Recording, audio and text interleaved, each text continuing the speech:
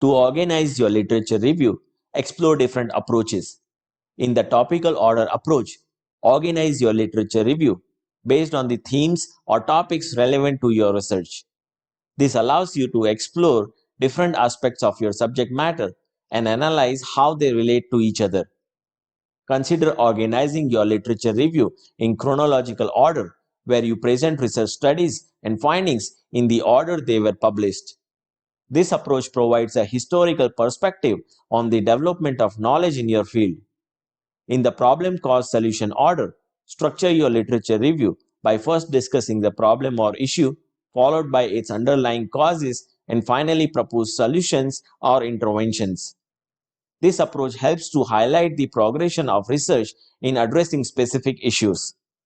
Or for a general to specific order, where you begin your literature review with broader overreaching concepts and gradually narrow down to more specific details. This approach provides readers with a comprehensive understanding of the topic before delving into specific aspects. Alternatively, consider a specific to general order, where you start with specific details or examples and then gradually move towards broader concepts or themes.